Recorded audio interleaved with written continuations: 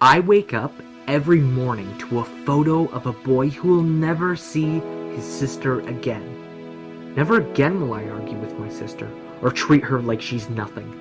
It was traveling overseas to my family's native country, Serbia, that made me understand that. It used to be beautiful, Serbia, my Bubba says. Bubba told me the wreckage was from the US bombing during the Kosovo War in 1999. There were ruined buildings everywhere, and everything was practically destroyed. Villagers were wearing rags as clothes. I felt really guilty showing up in my $200 Adidas tracksuit. For most of the week, I went to stay indoors. Even indoors I was bored. There was no Wi-Fi at all. Bubba kept telling me to go out with my cousin Gubby. So, we went to the bar, we had a few drinks, played some chess, but never spoke a word to each other. And after the bar, we walked down one more street to Gubby's friend's house, made out of pure cement with hay and mud mixture for a roof. And the sad part was, my outfit probably cost more than the roof. First thing I noticed was the smell. It reeked of cigarettes, piss, and beer. Gubby hugged and greeted this older-looking guy with no shirt on. I don't even remember his name. He grabbed me a glass of beer from this big 2-liter bottle.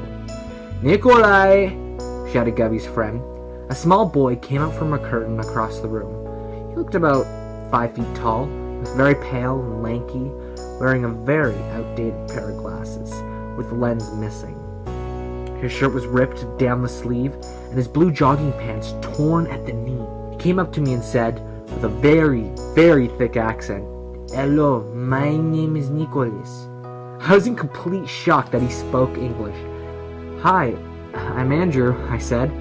You Canada, right?" I told him all about Canada. I had to talk slowly and use very simplistic English so he could understand. I was very impressed, though, by how much English he knew for a 3rd grader.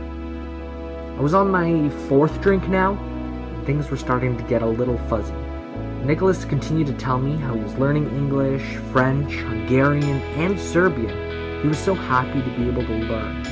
He said some kids don't even get to go to school, but his dad was, longtime friends with the principal, and they made a deal. I think he built a house for an education. I wanted to ask where his mom was, but it kept slipping my mind. It's probably because of the alcohol. Gubby's friend came in with another bottle of beer and 3 other friends. I met them all. Not one of them spoke English. Nicholas came back with a picture of him sitting beside his sister. "This is mommy and sister," he said. Nicholas looked a little uncomfortable on the photo, but his sister looked very, very happy. "Where are they?" I asked. He told me how one morning he woke up and his mother and baby sister were gone. His dad was crying, and Nicholas was left confused. No note, and no explanation. He said there were arguments about their living situation. Both were unemployed. His dad could only do a small construction job, but not everyone in the village could afford it. Nicholas said he loved his sister very much. "She'd come back and, he said.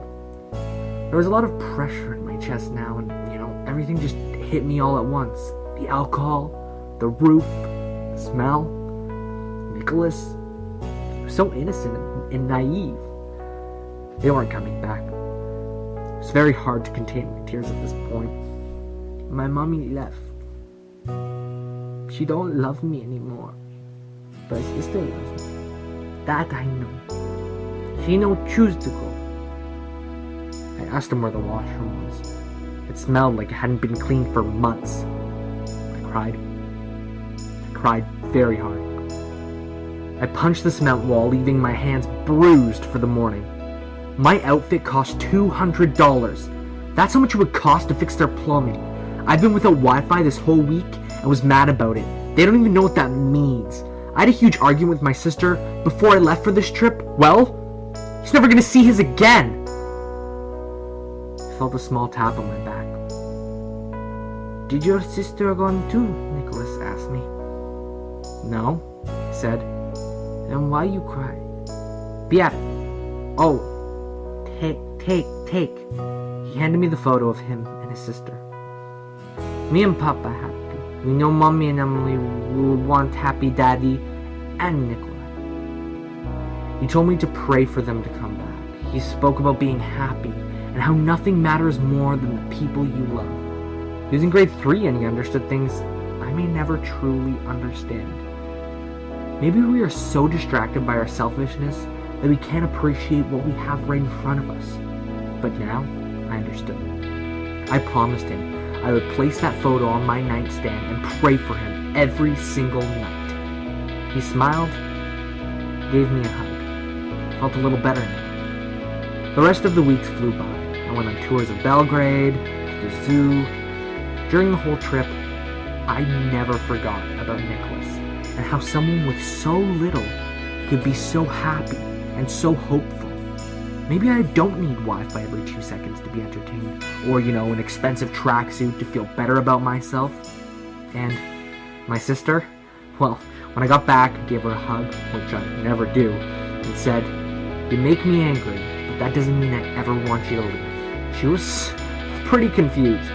I don't think she'll ever understand, to be honest, but now she knows I'll always be there for her. She has Nicholas to thank for that. Every time I look at the photo, I'll remember Nicholas. He taught me to value what I have because, it could be gone at any given moment.